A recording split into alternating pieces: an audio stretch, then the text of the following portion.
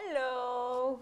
Hi everyone. Hello everybody. Hey, hi Giulia. Ciao. How are you? I'm good. You? I'm fine. Okay. Here, finally, first time together at tea time. I'm very excited about this. Yes, very first time. We have a lot of things to say today, I guess. Yeah, a lot. I got 3 pages here. Look, Yes. 3 pages, lots of notes. Yes. And We will keep you like 2 hours today. 2-3 hours. Yeah, 2-3 hours. No, it's not true. It's no, not true. No. Okay, shall we deep into it? So first topic already, so we don't waste any time. So Go. The episode 3 we start with Rule the Waves 3.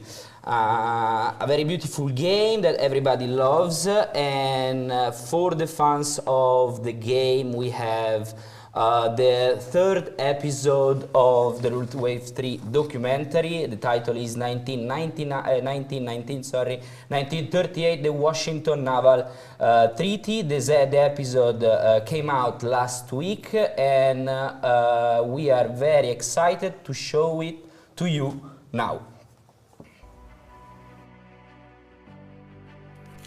The first 2 decades of the 20th century saw capital ship sizes massively increase. In 1906, HMS Dreadnought had only displaced 20,000 tons. The 1920 battlecruiser HMS Hood displaced nearly 47,000 tons. The Washington Naval Treaty of 1922 helped limit the ruinously expensive naval spending that had defined the period. Battleship construction by the signatories was paused, and new cruisers would be limited to a displacement of 10,000 tons and 8-inch guns. This led to a cruiser race and the emergence of the heavy cruiser. The heavy cruiser was primarily armed with 8-inch guns and turrets fore and aft. The secondary armament of these ships were smaller dual-purpose guns equipped with anti-aircraft shells, in addition to the normal high-explosive and armour-piercing ammunition. Casemates for the secondary batteries disappeared as smaller turrets became more reliable. Because of treaty limitations on displacements, earlier heavy cruiser designs had to compromise on speed or protection.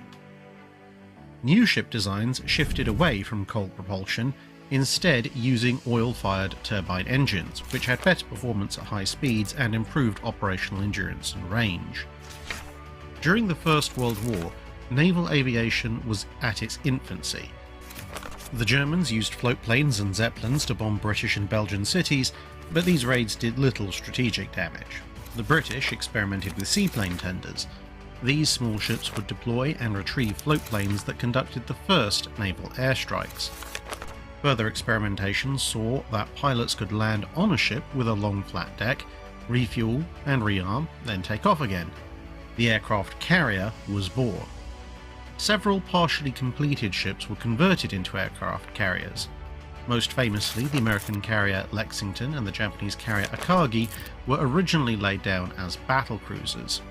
These were far larger than the earlier experimental carriers like HMS Furious or Hosho. With a total capacity of around 90 planes, these large carriers could deploy massive waves of attack aircraft. The Washington Naval Treaty eventually broke down, and a new generation of battleships began construction in the 1930s. The North Carolina class, the first fast battleships, had 9 16-inch guns, 5 inches of deck armour, and could run at 28 knots. Older battleships were also frequently refitted with new fire control systems and additional anti-aircraft weapons. The navies of the 1930s knew what a serious risk aircraft now posed to their surface fleets.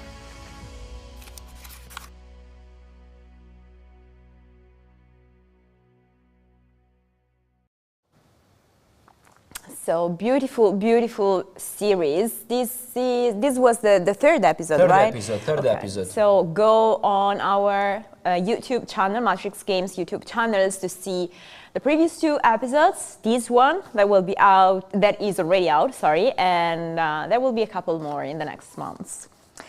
And well, going ahead, we have another editorial content of the series, The Armory.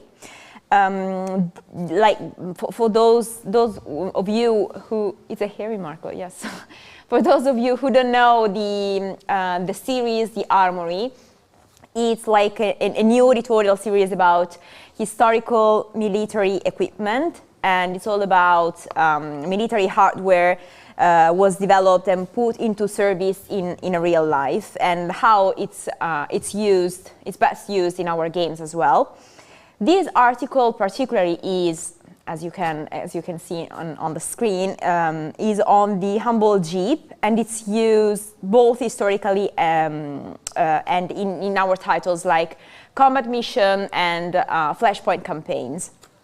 It turns out that the Willy Jeep and its successor, the M151, was in use all the way into the 90s when it was finally replaced by the Humvee. I really invite you to go on the website, Matrix Games website, to take a look at this fantastic content. And again, also in this case, you will see much more in the next months.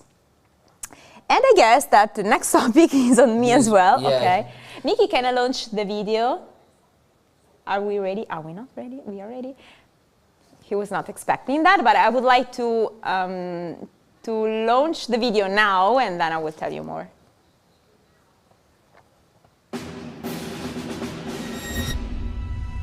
The bugs have broken through the outer city defenses and are encroaching upon Liberty Square. Mobile infantry detachments just arrived to reinforce the local police units. They have brought state-of-the-art heavy weapons to stem the tide. But we still need more boots on the ground to achieve victory. Are you doing your part? Enlist today to defend humanity.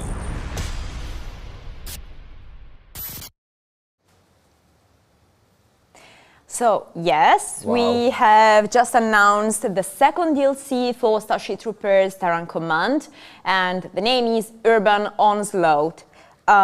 So mark your calendar, as the release will be in June. In the next weeks, we will announce the date, the release date for this new DLC, which includes a new planet with an urban setting, as you saw in the announcement trailer, new units, 8 new missions, and 2 new challenge missions. So again, we will be relieving more very soon, and so stay tuned.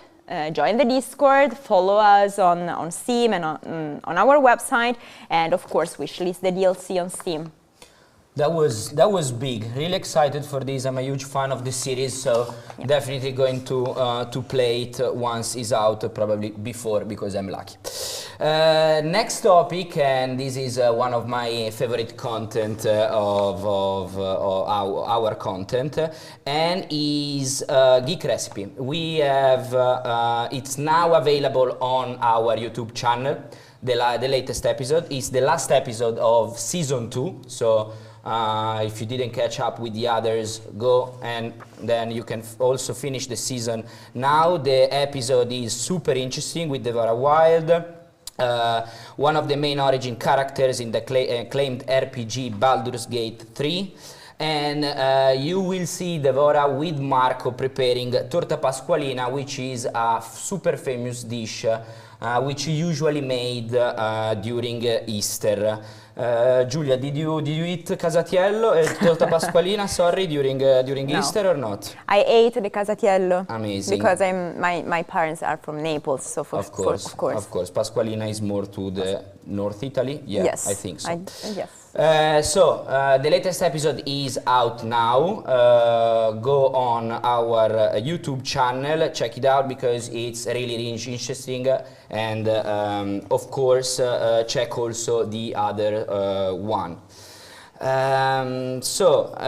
Next one, I like this one as well, and I let Giulia to explain this because she's very expert on this. We have I am not. No, well, I am not particularly expert of the topic, but I really love this content, which is about Scramble, Battle of Britain, and the new devlog series that it has been done on the on this game. So last week we released the third episode of the Flight School series Part 1, and today, I think some minutes ago, so not long, we released the second part of the episode 3. In these two episodes, the developer John Kathleen explains the physics lying behind Scramble, which allows player to have a fully simulated flight experience. So if you saw part 1, you cannot miss this one, and if you didn't see part 1, you have to see both parts, I would say. And you have the occasion to do that right now because we are seeing both of them. Hi, I'm John, and I'm leading development on Scramble Battle of Britain, a tactical dogfighting game that takes place over the English Channel. Today, I'll be your flight instructor, and I will fly you through the different features and components of our game. So, welcome to Flight School.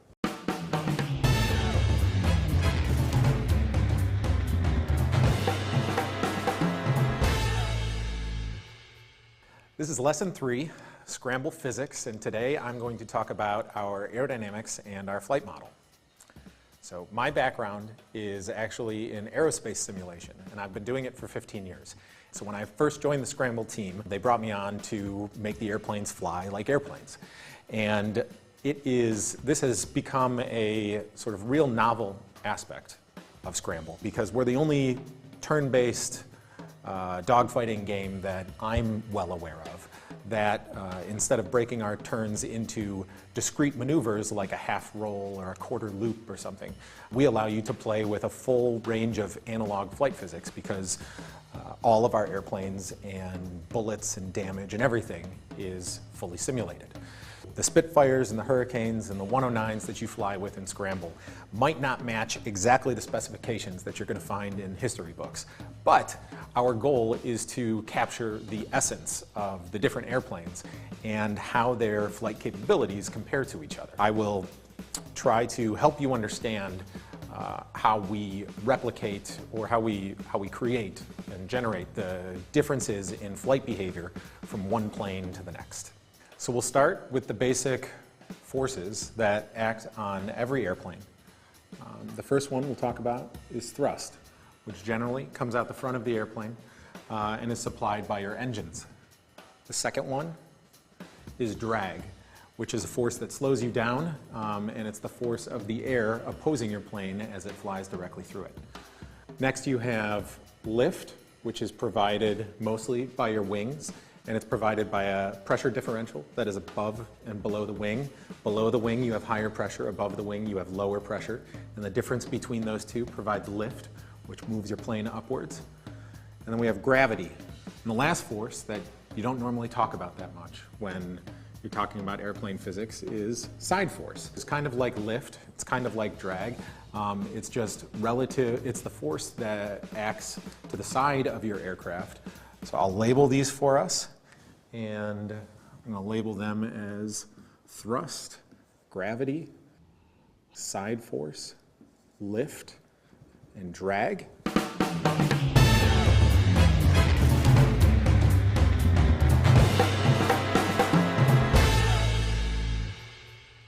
To figure out how far an airplane moves from one frame to the next, we need to know how fast the airplane is going.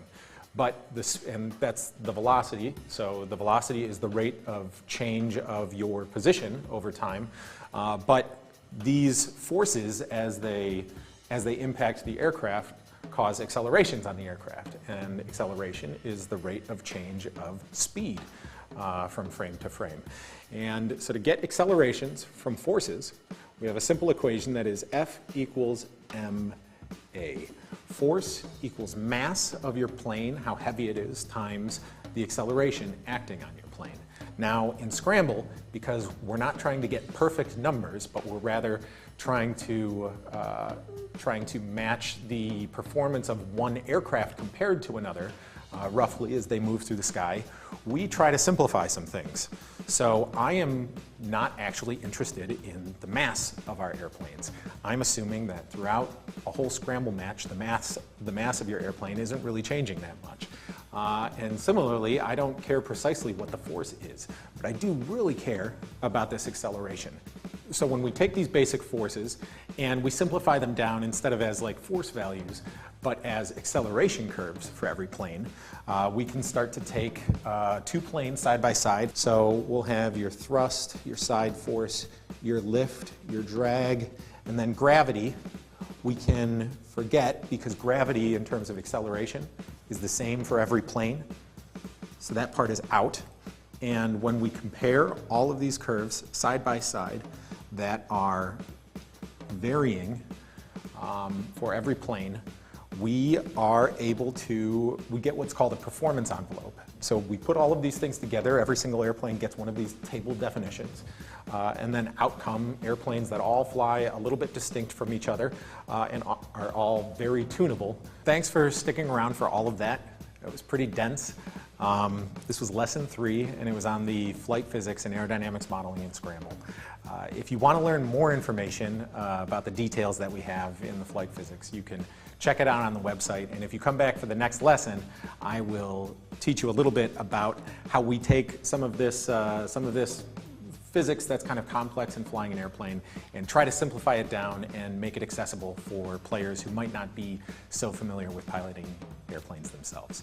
So thanks for coming along, and I will see you for the next lesson.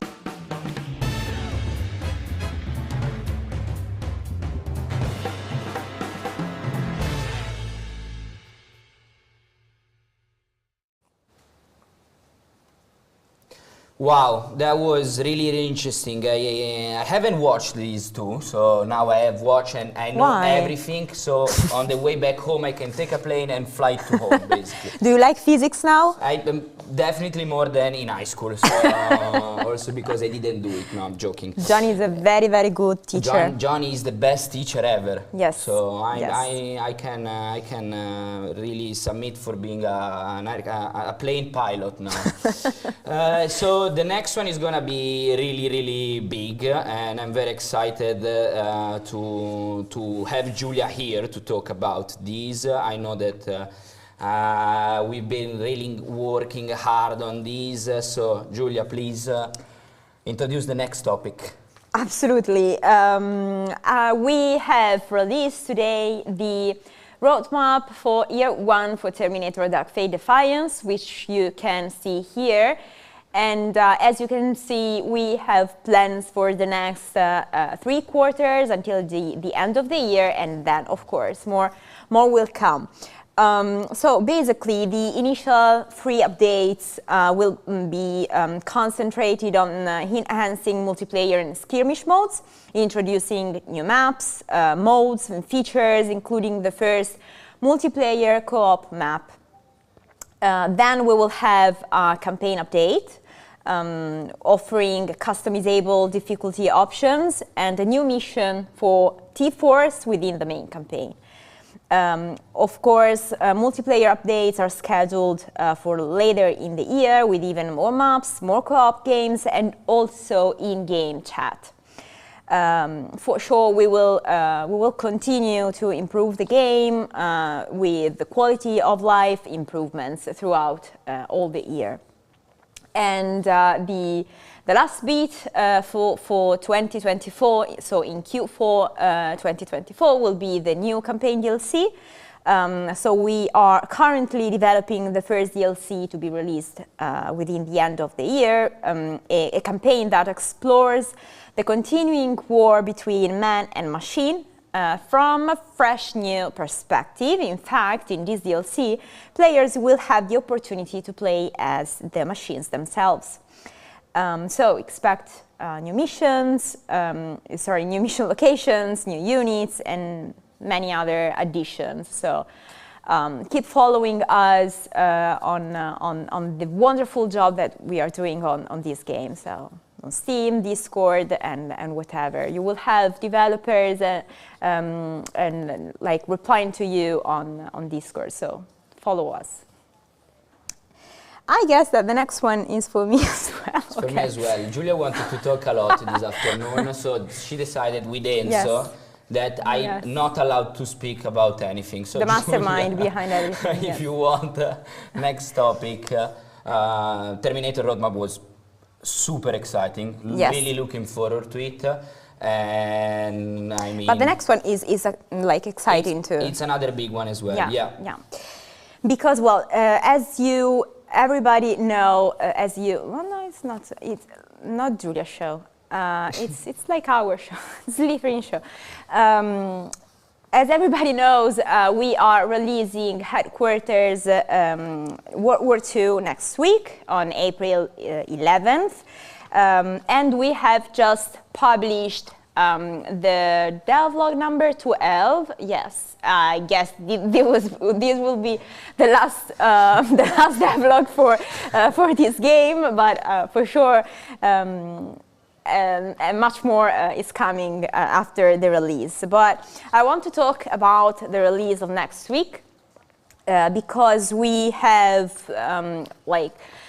thought about a very full day, a very full schedule for next week. We will have we will start the day at 10:30 CET in the morning with the streaming with the Ranger area and Strategy Act. So it will be a full German hour with them streaming in like sort of preview the games in the morning.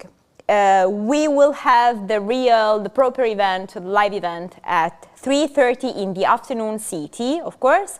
So we will start the live event with the producer on that, Mark Hardisty, and the brand manager, Sarah. So they will introduce the game, they will talk about the behind the scenes of the development. Then we will have like a long section, like 15 minutes, something like that, section of tactical, Mark Hardisty, not Hardisty, David. I think David, right? Yeah, it's David. David. We will have a very long section on it, something like tactical analysis with gameplay, and a round table with Mark and two experts. He is David, like two experts of strategy games. So it will be very, very interesting listening to them commenting the gameplay that we will see. So then we will have, but because it's not here, it's not everything here. Then we will have the tea time with Marco at 5, as always, 5 p.m. CET as always, so 4 p.m. UK time, I guess. And with the developers, so we will have Alexander joining the tea time with Marco. And after the tea time for 1 hour from 5:30 to 6:30 CET time, we will have Richard York playing playing Headquarters World War II. So join us on April 11th and stay with us for like all day, watching the event from the very first morning to like 6:30 in the evening. You will be there? I will be there because I'm paid too. No, I'm joking. I'll be there because I'm very excited to see this release. So to all the Headquarters fans, take your day off from office, from work. Do not work that day and spend the whole day watching us talking about Headquarters, and then finally you can play it. It's gonna be awesome. Yes. Usually these type of events are really exciting for us, and so we're really looking forward to have you all digitally with us for that day, also because we have really interesting topics. Yes, and a lot of things to say and to see. There's everything that you'd love is there basically. And I'm very excited for it. But I'm also very excited, and this one is gonna be very big for the Broken Arrow fans, which is now will be arrived as a horde in our chat probably. And so at 5 p.m. UK time today, once the tea time is over, we will be running a live Q&A with the Broken Arrow developers on the game's official Discord server. The 20 players, on top of these, the 20 players who managed to qualify in the multiplayer challenge leaderboard during the open beta will be interviewing the devs, but anyone can hop in, join and listen, and well as type question in the chat. So to hold the Broken Arrow community right after tea time, so you still have quite a few times to prepare everything, prepare some question, go to Broken Arrow Discord channel. You will find everyone there, the devs. Prepare your question, ask them, and it's gonna be a really interesting talk and see what the devs will tell us about the game and your questions. So do not miss this opportunity, which is, of course, I mean, very, very important.